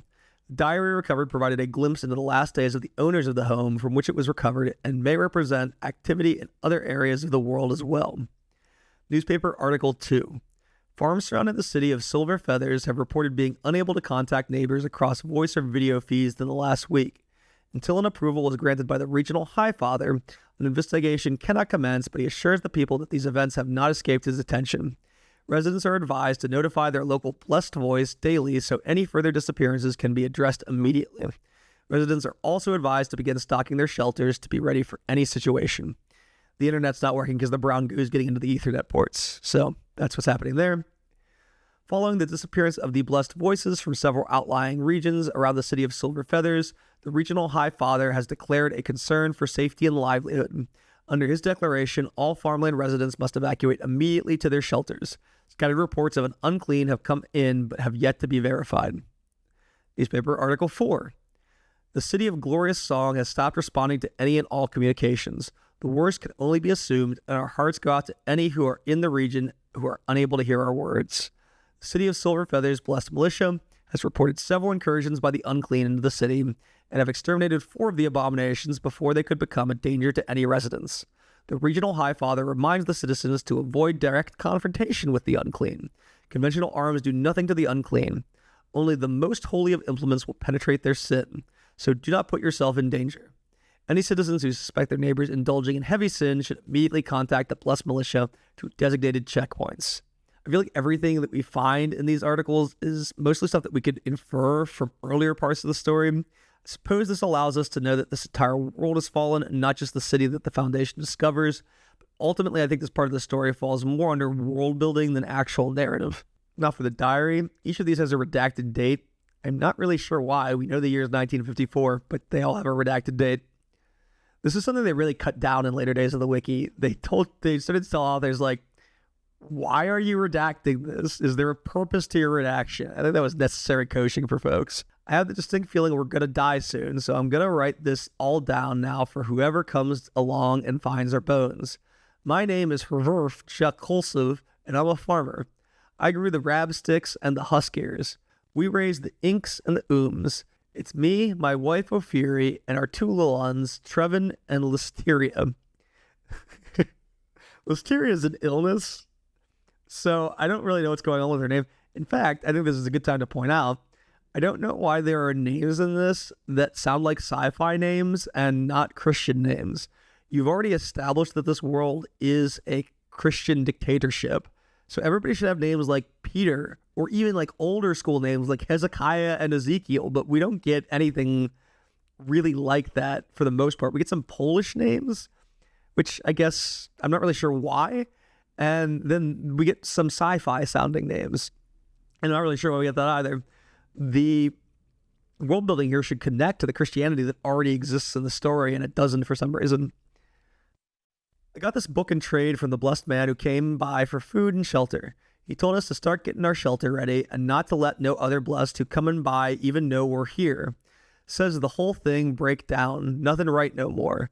So I does as he said, got it all ready. We going down there in the next day or so. In the morning he was gone, which made the wife sad as he was polite to us, unlike most of the others. Figured he didn't want to be no burden. Liz went down looking for him to be sure he weren't just around the house. Redacted date. He didn't turn up nowhere, so we guess he left. Strange enough, Liz found his clothes round a mile or so away, and all his gear, but no him. She left it all there, and that's for the best, if what happened that I think. I'm clearly no educated man, don't claim to be, but I can put 2 and 2 together and tell you that things are bad out there. For everyone, and especially for us, because it's coming way too close. Sometimes you can smell it. That's when we hide. Smells like a leg of meat that's been rotten for way too long and just won't go back into the dirt. Even the soil has rejected him, I guess, refusing to let him be buried and die. Redacted date. It came. Too fast. We weren't ready. The smell came in the night. Maybe we would have been fine, but the little ones were afraid, so we went down to the shelter. Trev was slow. He saw it, kept staring at it as it shambled by. It ignored us until he screamed. When I was getting Liz in the mist down in the shelter, I went to get him, but it was too fast. I saw him standing up there screaming, and then its head came down on him, pressed over him. He tried to run for the stairs, tried to get to us, but then in a blink, he was gone and pulled away. His clothes fell into the cellar like he vanished out of them. I got into the shelter, slammed the hatch, and locked it. I think it knows we're here now. It'll try to get in, take us too. No telling how long we got. Plenty of food, though. I was wrong. The food was rotten. This is another problem with the story. There should be another date between these two entries, and there's not.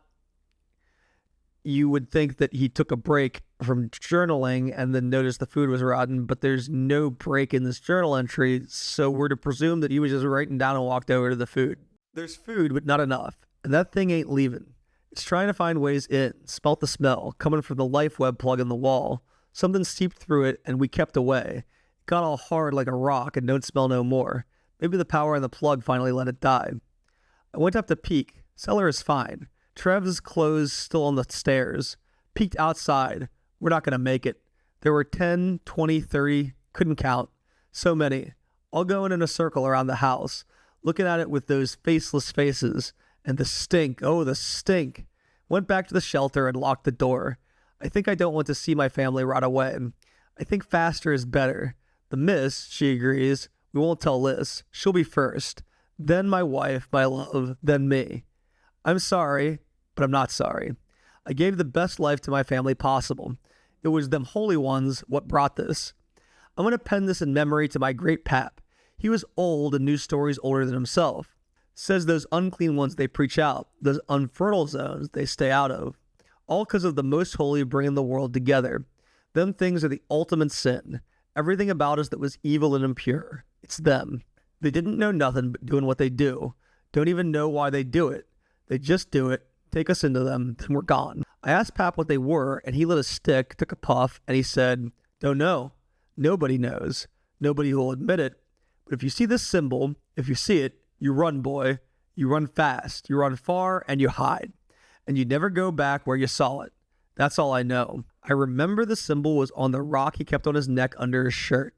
Next day, Pap was gone. Nowhere to be found. Dad weren't sad. Said he knew it had happened one day. Pap went home. See you soon, Dad. Pap. This journal entry kind of implies that some people have been coming and going from this reality for some time before the Foundation has SCP-093 in its possession, although it seems like the Foundation had SCP-093 at some point in the past in one of these other logs, although it is also possible, I've seen the author float, that that is an alternate reality version of the Foundation. I could see that too. That would mean that these stones when used don't always lead back to our reality. It's not that this reality is linked to our reality. It's that these stones allow you to travel through any number of realities. For the Violet test, we have the Office Ledger. The third test with SCP-093 resulted in the unfortunate loss of a security member, but also allowed us to recover a ledger with insight into the medical procedures carried out on the alternate Earth, now termed E-93. So that also is a cool little implication of world building. That would mean that any SCP that allows access to an alternative reality of our Earth would be dubbed E-whatever the SCP number is. Cool little bit of world building. Patient Jennifer McZerka. Recovery tube 1-1. Mixture 35% tears, 30% nutrient, blah blah. Object McZerka is 20 cycles of age, and during her 18th cycle was the victim of a hover ride accident that resulted in brain damage and misalignment of her moral processes. She is prone to violent outbursts and can only be calmed by impure stimulation. Because of this, she actively seeks out strangers to mingle with, and her parents have requested of the High Father that she be set to the tears to mend her mind and body. Patient accepted. During preparation for the tears, subject went into a rage, and the attending hand went to recover a sedative. Jennifer tore her clothes off and screamed impure words at me, so I locked the door and instructed the hand to wait outside. I am half shameful to admit I laid with Jennifer a total of 7 times before putting her to the tears. There's an air of purgatory to this story, and a lot of the early SCP stories, that I think is largely because of the crowd of people X-attracted in the general age of the average writers and gender. They're mostly young guys. But hey, at least in this story, the nymphomaniac is an adult. So, there are worse SCPs out there. All right. It has been very long for me, and her parents have abandoned her to our care. So care for her I will. Before sending her to the tiers, I authorized a blessed probe of her body functions and found she is settled now with young, and tests confirm it shall be mine. I have mixed her bath to accommodate this, and she will soak in the tears until her body is ready to give life. Next object tube is empty. Next is Alberius Feraphon's tube. Feraphon is a farmer from outside the city of Silver Feathers who claims to have lost his family to the unclean. He confronted the High Fathers of the city and demanded compensation and retribution for the loss. The High Fathers denied the existence of unclean beyond the unfertile lands and refused compensation or retribution. Alberius struck a High Father and was arrested and sentenced to a cleansing of the soul. So this is confirmation that the state of this dystopia is because of the people that are rebelling against the High Father. His mixture is primarily tears to seep into the soul and cleanse his heart and ease his pain. The lawkeepers state his family is indeed missing, so his sentence beyond the tears has been dropped in sympathy for their loss. I used the last of the HFT on Jennifer, or I would have used less tears in this bath. 80% is higher than I am comfortable with, but the HFT is becoming hard to obtain. I may have to go through the dark. If you check fans entry, there are 3 members of the Blessed Militia who are wounded in combat and each in a tube. We can see this as one of 2 things.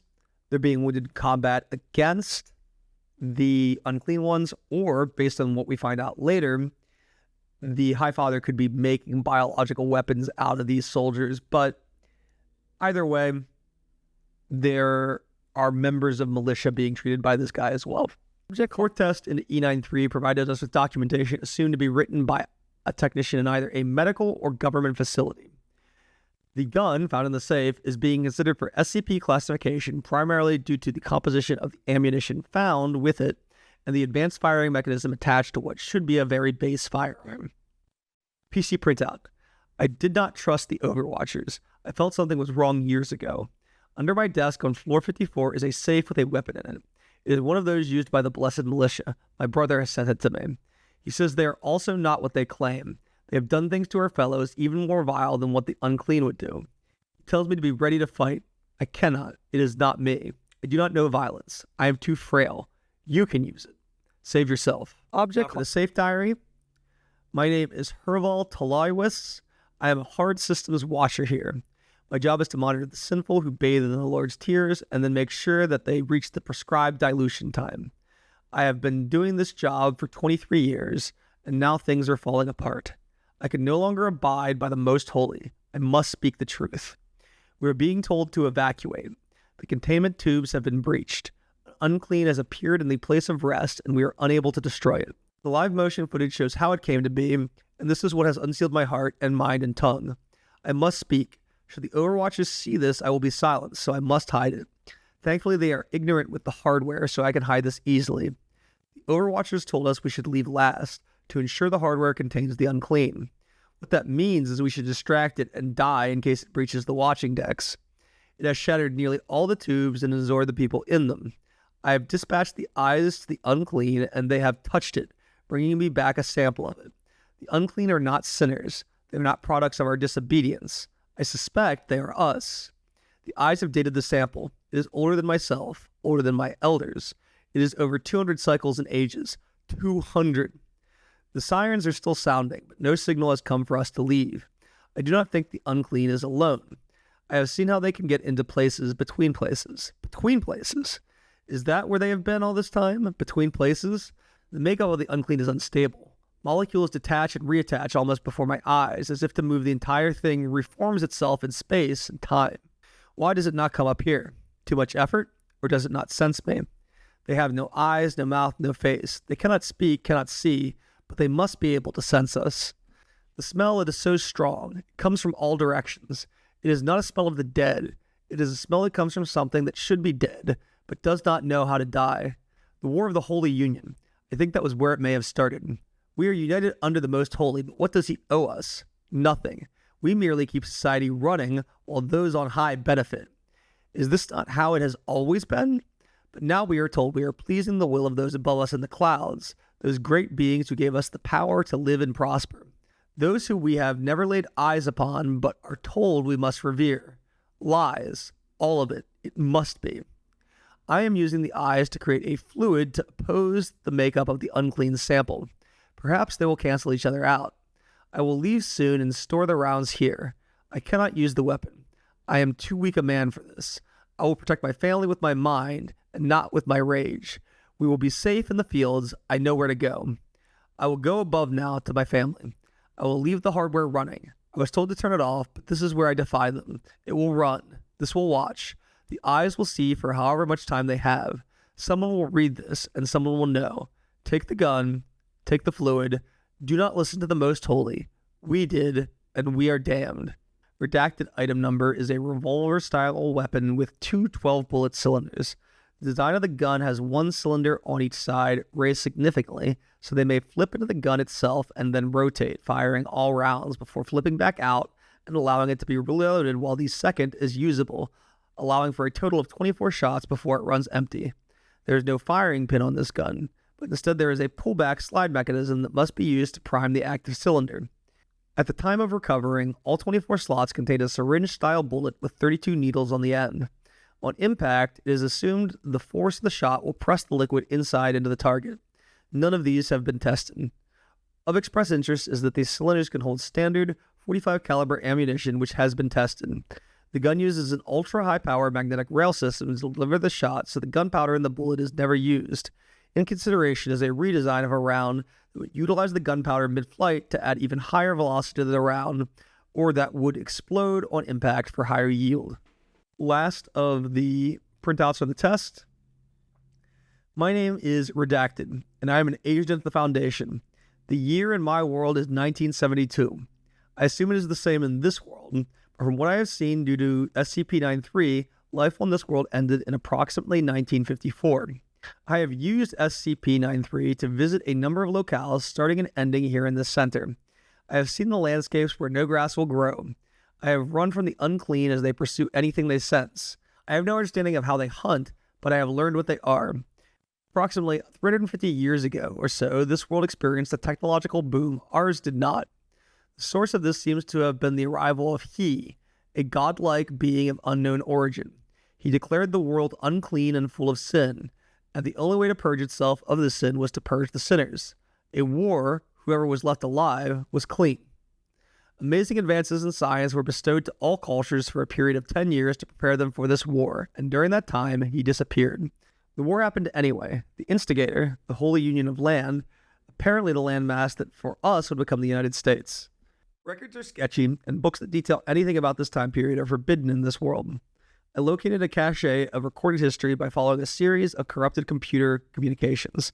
It seems the primary weapon used in this war for his love was in fact people. Exposed to something called his holy tears, a liquid compound I have seen in use even today in abandoned medical facilities. His holy tears purge the sin from the unclean and make them love him. At least that's what the label states. The records I recovered are very unclear about how this war was waged, except to state his holy chosen walked the lands of the sinful and took their sin unto themselves. Those who cried for his salvation received it and are now our children. Those who denied his love were purified in his radiance. But something apparently happened no one knew how to deal with. The unclean. The large creatures that are half a man and devour whatever they touch that lives and breathes. I actually found a scientific report written by someone who stumbled here with a SCP-093 copy. These creatures are the result of exposure to a very pure form of his tears, resulting in a genetic apocalypse occurring within the exposed. There are terms in here, something called quantum restructuring. I don't understand any of this, but it means they were once humans like everyone else. That couldn't be controlled, but they could be contained. They seemed to be attracted to his tears, and a central point was established in various regions where a human with the purest form of his tears stays, keeping the unclean in that area known as the unfertile land. Thematically, what works well here is the idea that in the future, the Foundation could be responsible for a similar apocalyptic event simply by trying to contain something. I think it works really well with the other detail of the person who is from the Foundation getting a yellow hue and seeing office space when he tests. There's not a ton of thematic resonance in this series 1 with the idea that the people that are in the Foundation would literally rather be doing anything else. There's enough of it present that I think that this SCP may have jump-started some of those thought patterns in the people writing on this forum. Something went wrong with that too. Not sure what, but everything fell apart. The power structure, the culture, the people. All of it fell to ruins, and now those things shambled around the land as its new owners with no purpose or direction. You can stand next to one if you can stand the stink, and they can just slip right past you. If you catch their attention, though, that's it. They move like lightning if they need to, and like a snail unless they have a reason to speed up. Sometimes, I think they chase just to do it. Others, they move to kill. I think someone is in this facility. Or someone's. I keep hearing voices and requests coming from areas under the floor. I want to leave this before I explore the facility any further. I have sent SCP-093 back through the entry mirror to seal the gate. These things can't be let into our world, nor should we have anything to do with this one. We're simply not smart enough to understand it all, I feel. I don't think the unclean can die. They're immortal, but they don't want to be. They just want to die. They're in my head, I think. I didn't notice it till just now, but equipment in this room is starting to react to me. Words on the screen, begging for help. I remember touching the tears, smelling it, tasting it. Just a touch. Not eating it, just touching to it. Tasting for acidity. We have pretty stupid investigative procedures, I think. The High Fathers are alive. They have technology we only imagine in our comics given by him. Some of the records on this machine indicate space travel, but they didn't go far. Just far enough to watch the world fall apart and wait to come back and take it. But if they're up there, who's in this building with me? I skipped it. I skipped a couple entries in this log, but they're actually not up there. The ghosts of the people killed by the unclean are able to interact with technology, and they stop their rocket launch from being successful. So they're not actually up there. It's just I assume that either this guy's seen the test logs or the rocket or something, but he's seen things that he believes indicates that they've gone to space. They've not. I've seen the faces of the people, the unclean. They show up on the pictures cast by the machine in the room with me, watching me. I think they're everywhere on this world, only seen by machines now. They don't look sad or happy, just curious. They want to know why did it all happen? I don't know. I just don't know. They showed me things when I touched them, and it's not quite like the records say. The unclean remember it all. Every person they touch becomes part of them, safe inside them, but dead to us. Every mind, every feeling, every terror, it's eternal to them. I kind of want to join them, but too much to do. They want me to find him, kill him. There was no war. It was him, it. It came from between the folds of time and space and worlds and light and dark, something that is, but should not be, slipped in and called out to them as their God, and they believed it, and they tasted it and touched it and laid with it and became its property and did its will, and it is still here. The SCP-093 it brought with it, pulled forcefully with it. I don't know, they don't know, but it belongs to him. It lets him move between places, between worlds, so I broke it. I threw pieces of it away and threw holes so those doors are closed, just like ours is closed. I can't go home, so what else can I do? It calls me through the rock somehow. It knows where they are, but can't touch them. But if you hide the rock, he can't call out, and he's stuck too. I got you, you son of a bitch. I got you. Bang, bang. Haha. I touched him with my fist and my gun, and he fell down. But he'll get back up soon. I'm sorry. I did all I could. Let me sleep now. Please, let me sleep. The ending here is kind of evocative of Flowers for Algernon, where the tears that he has eaten are making him lose his mind and kind of become stupider, because at one point he was a Foundation scientist, so he wouldn't be writing like this if it were not for that. I don't think it's not done as effectively as Flowers, and I think the author should have looked at Flowers a little bit more to get a better idea of how to do this kind of writing. One of the entries that I skipped is an entry called Bullshit, and I want to talk about it because I think it really lays bare a lot of the problems with the early SCP Wiki. So this is supposed to be written from the perspective of a teenager, and it uses frequent misspellings, all lowercase, no punctuation, and says, WTF is this place, lol. So, okay, like, there are people typing stuff here, so I'm going to type too, lol. So, like, I found this rock in the pond by the house and was all kind of glowy and stuff when I picked it up. So I'm like, oh, wow, pretty. And when I pick it up, the pond couldn't see the bottom. It was the weird room with a glowy rock thing, lol. I don't know. So I guess fell into it. Oops. And now I'm here and not there. And I'm kind of scared, but this place is like a movie set. So it's cool, lol. There's some guy I can hear talking. He keeps asking me to come downstairs, but I don't see no door. He keeps screaming for help too because I told him to eat me laugh, and he won't shut up. I guess I could try going back into that room, but it is so creepy. I'm there. I'm sort of scared to laugh. Oh, hey, I found a door. It's like in the floor instead of on a wall. So like, I'm going to go tell that guy yelling to shut it up so I can go home. BBL. So I think that you can see why I skipped that. It does tell us that there is something on the floor of that red facility calling to the people that are above it. But it's really weak writing. No teenager has ever talked like that in the history of ever. I was alive then. I know it wasn't really done. If you were trying to write something serious, like a journal about being transported to another world, there's no way that you would be doing this. So like, and other people noticed this as well. There is one person in the forum that said, I found this in the article, I don't think it belongs, and gives the entire passage of bullshit. And instead of trying to discuss why people don't think it belongs, this is the reply that we get to this person. Way to go. You found part of the article in the article. It belongs, and in fact, is part of the story. There's a brief discussion of it on the previous page of this very discussion thread. Feel free to join in if you have anything to add. Side note, there's a quote function in the post menu. Just use the button with a Q on it to put text in a quote box. Instead of saying, yeah, I agree. I don't think this section fits very well either, and I would have changed some things. Instead, we're getting this long defense of the worst part of the article that reads like a punch to the face every time you go into it. And I think that the biggest reason that writers on the SCP Wiki were not able to improve from being on the wiki alone is that the wiki has never really functioned as a writer's workshop. Instead of submitting a piece and getting feedback from fans and other writers, mostly what you got when you released a hit story was sycophancy from the wikis. It's a fandom wiki. It's not a writer's wiki.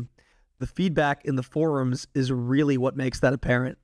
That's it for this piece of early writing from the SCP Wiki. I think as you can see, the story is probably not as strong as you remember it, especially if you, like me, read this in the late 2000s.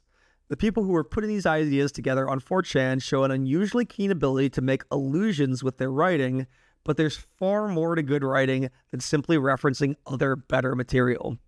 One of my interests on this channel is really looking at the progression of amateur internet horror over time, so I will be returning to the SCP Wiki eventually to talk about some stories that have aged quite well. I'm of the opinion that the SCP Wiki's writing did not truly improve until much later in its life, so if you've made it this far and have any suggestions for a Series 1 SCP article that proves me wrong, I'd love to hear it in the comments. Thanks for listening, and stay golden out there, folks.